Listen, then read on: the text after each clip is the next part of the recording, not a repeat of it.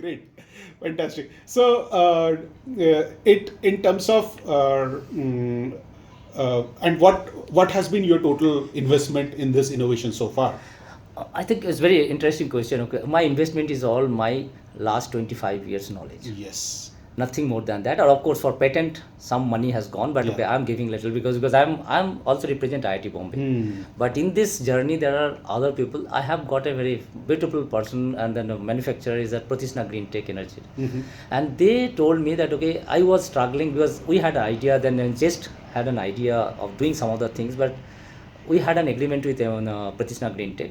And then we told we will now need to find another person who is going to support us in this development. Pratisna was kind enough, they told you tell us and we'll put our knowledge also in it, and they are also very knowledgeable in this field as they are working in hydrogen for a long time. People do not know, of course. Yeah.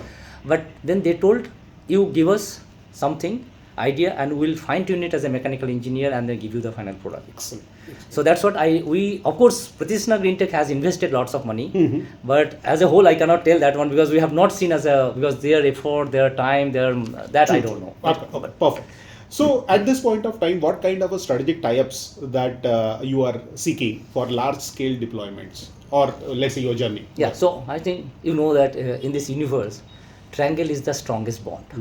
In that triangle, we have found two coordinates. One is that just Clean Power Private Limited is the technical hub. They are only giving the technical thing, not more than that. And Pratisna Green Tech is actually the manufacturing hub. Manufacturing. So we are ready now. We need the third partner to make it a stable structure. Which is a buddy. Which is the marketing. Who will take it and then start putting it? Okay, we'll start doing. And if we get that one, we are ready to go, and Pratisna is ready to go up to probably, let's say, we have a discussion also that okay, if we get, because you can understand we are talking about, let's say, around according to the last year data, 450 million people equivalent family. So that's the total people they do not have clean cooking fuel. And if we want to go all out, then definitely we have to have that much manufacturing. But Pratisna is having a decent capability. We can go up to 1,000. 1,000 units per month or per? No, I think let's say per 6 months now. After that, they can. They can. It's a demand so, supply. And it's a demand. And all the material, all the supply chain you believe exists in India full scale up. I think you have asked me that question. So I do not know. We are extending the time or not. Okay, sure. So probably you have to think that on. But there are lots of things to tell also the people who are working. One of the very important thing, present turbulent global situation, that how much of that particular thing is available with you or with your friend. Correct. Friend means friendly country. Friendly countries. Now friendly country also requires your historical friend or is as a friend for in your good time. Okay, so that's also very important to understand. So looking into this, there are different technologies we have. So we have adopted a technology which is well known, and most of the materials value chains are available in the country, or it is not an, let's say, strategic material. So one of the technology we call is the alkaline water electrolyzer, which is a very old technology. You don't need the raw materials, mostly they are easily available, so you can make it cheap, and that's the way we have gone now with that technology. And then those value chains are mostly it's not that much crucial. Okay, perfect. So going to the policy level support, what kind of a policy level support you are seeking? I think this is what I am actually looking, because now we are ready, but we cannot sell. There are lots of people. We demonstrated this in India Energy Week in 2025 in India, Delhi. And after that we are flooded with requests, but we could not sell to anybody because there is no standard in place. There is no also any certification that you can get, whether BIS or something. So these are very important from the policymaker and get it in place so that we can. So that is not ready. Even that's what we are telling. POC will be also very helpful. That to come up with some strategy or some of the standard protocol that you should be following, so making the standard and also certification. So that is one of the hurdle that we have, and because of that you cannot go for commercialization immediately, though we are ready technically. So that's one of the major. And other thing what I feel, that you see, if you take a family, and what government has done excellent job, I appreciate that. What is that, Prime Minister Surya Ghar Yojana, where Muft Bijli, that's what they used to call it. And it's an excellent thing where you can give energy to the electricity to the people. And that's what I say, that this effort, because earlier we were talking about grid extension, now I talk about that extension of energy from the roof to the living room and bedroom. Exactly. but the total energy requirement in the living room and bedroom It's just 10%. it's a 10 to 20% probably compared to your total energy requirement, because the most of the energy requirement is in actually cooking, kitchen. And in our culture, that is the place occupied by the woman. And that is where we have a bigger opportunity if we move from the living room to the kitchen. So what I feel that policymakers should start thinking, they have done excellent job extending that energy, whatever you talk about, from the roof to the living room and bedroom. Now time has come that policymakers should think and take this energy to the next room. That's what the policy is. Fantastic analogy you have put. I remember a real life story from my engineering days, and the topic was cryogenic engine. And one of the naive question it comes, क्या average देती है? How much it's consumed? And that is the psyche of common Indian people. And that time, some of my batchmates were sort of as naive as we are this one, and they asked So the idea is, the fuel economics is such deep rooted in Indian psyche. How you would compare this to hydrogen chula? How you would fuel, I would say, competitiveness of hydrogen chula with the LPG or other options that we have? Yeah, I think when you are talking about this mileage, that's what we talk about. That ultimately what we are talking is that the cost effectiveness. Correct. Ultimately, how much it cost me. Correct. That's what. Yes. Indirectly. Yes. Because when you tell mileage, there is another one. How much I am emitting? It's not that. Yeah. How much it cost me. So that's ultimately comes. So when you talk about how much it cost, when you are going for the two things, that there are devices. Let's say what we are talking about, renewable energy. They are always capex intensive, but you have very less operational cost. On the other hand, if you take that other things, it's a mostly operational intensive and very less capex. Let's say if I take fuel cell car versus your today's IC engine car. Fuel cell car will be having capex intensive compared to this. But because you will be having better efficiency, probably you will be having lesser fuel consumption, so you will be having operational cost less. So this is the characteristics of the renewable systems. Yes. So in this case also, if you take that life cycle costing of hydrogen chula, then it will be having actually very high capex, very low maintenance cost. Yeah.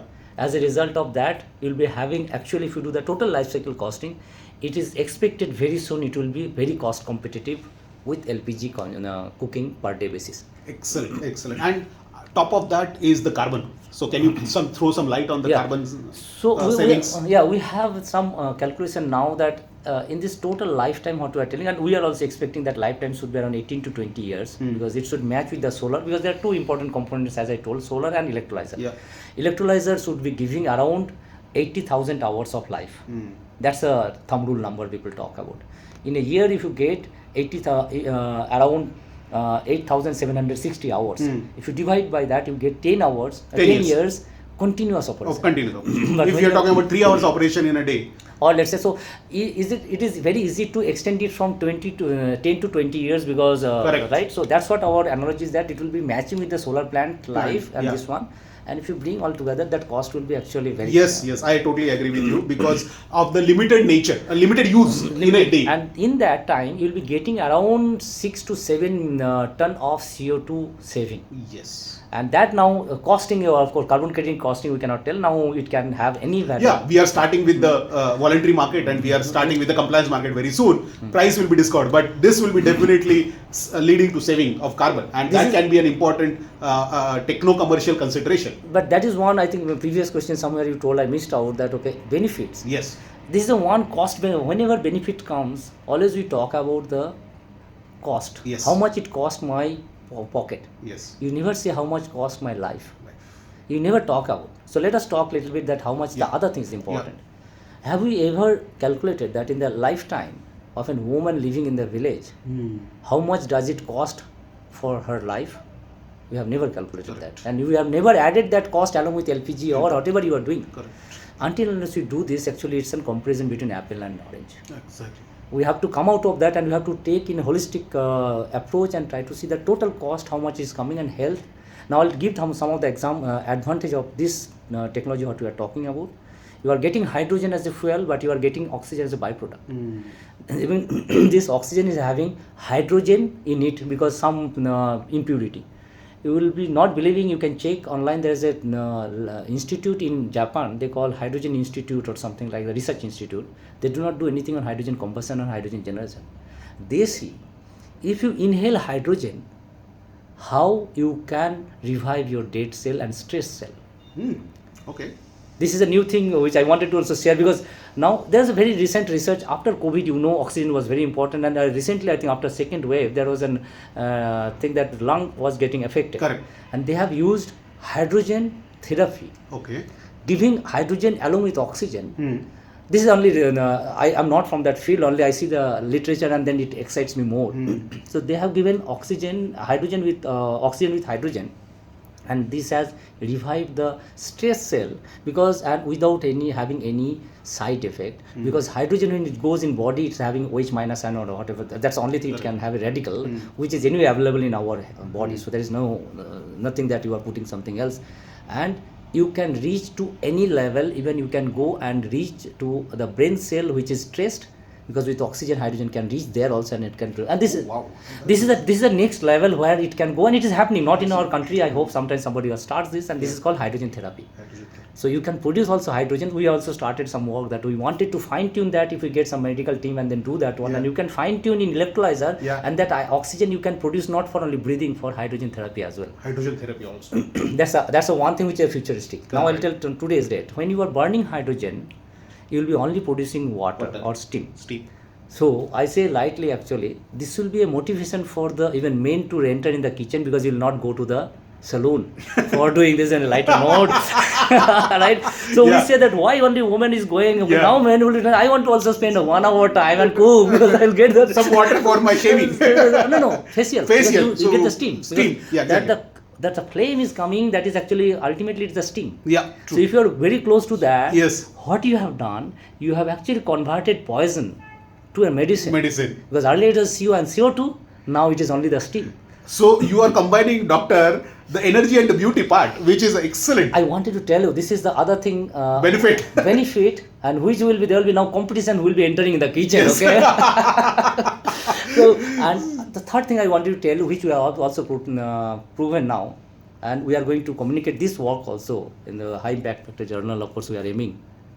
The radiative heat from the hydrogen flame compared to the radiative heat from the LPG flame is different. Oh, okay. So the radiation, because you see that when you have a flame, the cooking happens through convective heat transfer. Correct. It goes vertical. But the energy you are getting on your body, that comes through radiation, because it comes this way. Correct. Because it will not be having convection this way and coming to you horizontally, right? Correct. So when it is coming on your body, that's completely on the radiative energy coming from the flame. And this hydrogen is having very low radiative. People can also check that. Okay, in the literature, what it says, it's having lowest radiative energy.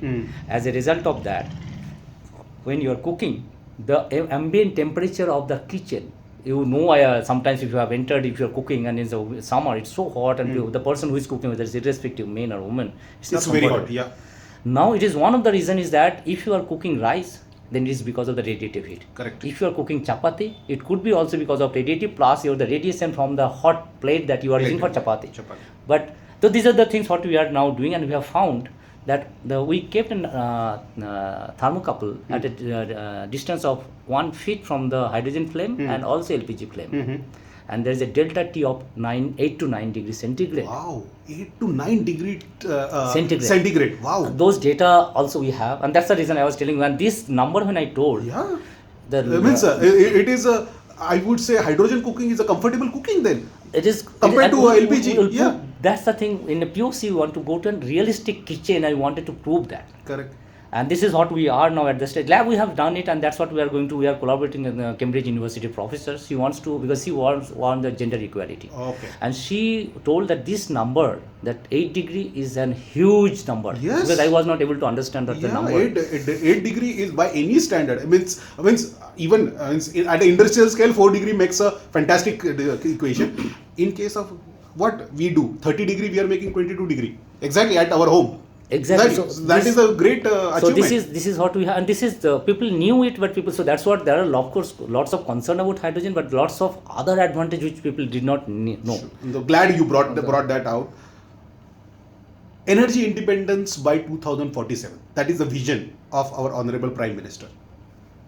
please tell our audience how this product will envision that journey. I think this is particular thing also I kept on thinking, and then when I go outside the country, and even also we'll be seeing all of us, we try to present our country now by showing that roadside vendors selling even some flowers, but money they take through QR code. This is new India. Sure. And which is the representation, and lots of my colleagues from abroad, they have appreciated. They told, look at now when we go and see India, and one of my colleagues came from Paris, University of Paris-Saclay, and they came the day of Diwali, the last year, and they were amazed to see, and that's what he mentioned me, that we are really impressed to see that on the roadside somebody is doing. And this is the today's India, how it's a progressive India. True. And I feel that if we can take the hydrogen to the last mile, we can go anywhere in the world, any let's say place we are going, we can tell that globally people talk about hydrogen for the reducing the CO2 emission and then battling the climate change. When we talk hydrogen, in addition to that, we talk about the women and children living in the last miles. And because this is because when you talk about most of the people, they live there. And if we tell that we are a Viksit Bharat, we cannot do without them. Yes. And if you tell that prosperity, it is always connected to your energy. Yes. And that energy, as I told, it comes to the household. Out of that, 80% or 70% or 90% goes in the kitchen. So that's the starting point. And if you can convert that village kitchen with this, you can go and proudly tell in WHO, United Nations, this is what we have done for my people using hydrogen. Excellent. That's a vision, definitely. Finally, last question. What is your message for the young and budding researchers in India? I think this is, of course, we keep on telling because, but before that, I think a previous thing what I was telling that I wanted to also let your audience know that when you are talking about that one, so I personally, this is my vision that I wanted to, because always we talk about the urban-rural gap, and I see hydrogen will be an excellent, let's say, bridge between them, because if you start from the kitchen, that's the first point you'll be starting. After that, of course, your electricity you are using is the battery, and then probably if you have surplus hydrogen, if you start thinking, then you can start thinking about the transport sector. So what I see for my country, we need to change, because globally they started thinking industry and then started thinking transport. We need to change, alter this. We need to tell that first industry and forget transport. Now bring those people living in the village. And then start with the cooking. And also I wanted to mention here, we should not also forget 3,200 kilometers of high altitude border where our Jawans are living. They also need heating. Yes. It's an excellent, we are also working towards that. It's an excellent thing that we can give for our strategic purpose.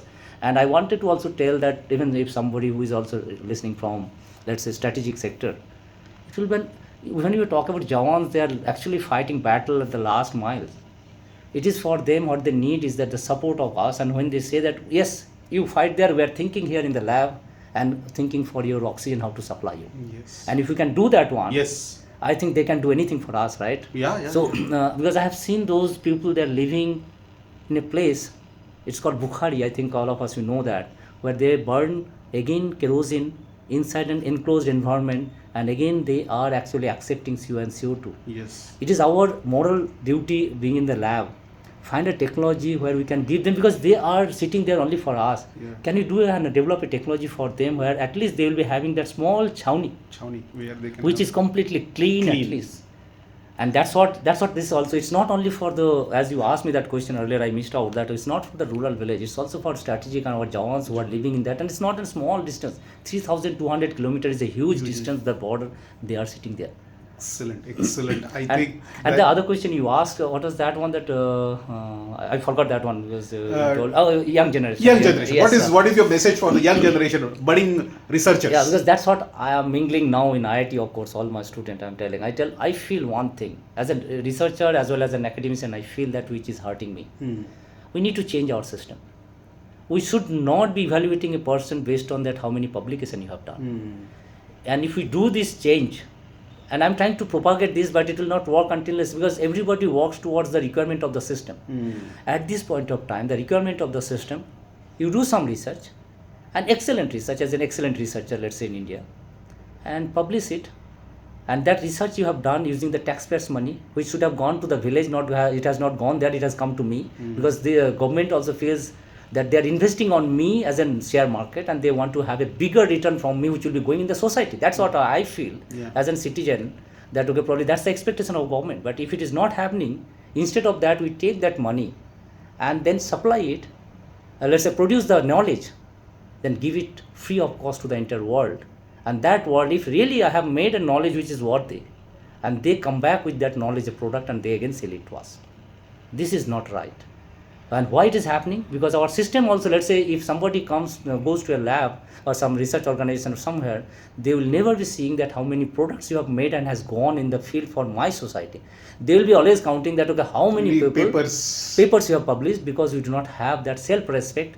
We always want that somebody else should be evaluating my, and then there is a peer-reviewed journal, and people have actually said, yes, it is excellent thing you have developed, and then we recognize. We should have that self-respect. We can evaluate ourselves that what I have made, it actually is useful for my society. And that's what I am trying to tell all the people, that whatever research you do. And also I was doing life cycle cost analysis, I told in the beginning, and lots of people, they used to laugh at me as a technology, but I told lots of people that one thing you don't forget, because if your ambition is a paper, then I don't say anything. But if your ambition is that you want to take your time, that, or I say that lifetime, out of that lifetime, some time you are investing in research. And if you want a return out of it, it is the only return, it goes in the society. And if you want to do that, that only one parameter which dictates that is that the cost. And if you do, as a researcher, I don't want you to become an economist, but you should have a thumb rule calculation. You can see your thing and you can tell, yes, I am going to invest my time in this particular thing because it is going to be ultimately useful for my society. And that's what I have done. As I told that, luckily I did not know German. I took my own topic, changed my topic, and it was completely theoretical, that I wanted to do the life cycle cost analysis of a solar hydrogen system. And that became so useful. Any research I do, with my limited knowledge of that one, I try to see whether it's worthy or not. And then that's the reason, then I realized that probably green hydrogen chula, what we are calling, is an absolute green hydrogen cooking, and which is actually the target, beyond the target of United Nations by 2050. Excellent. I think this is only has come because of this thing. And so I tell all the people that when you are doing, you do those things, and then finally you decide whether you want to invest your career time in a product, has a potential to go to the society or not. Excellent. Thank you very much. Thank you. Dr. Ghosh, wonderful having you. Thank you. Thank you.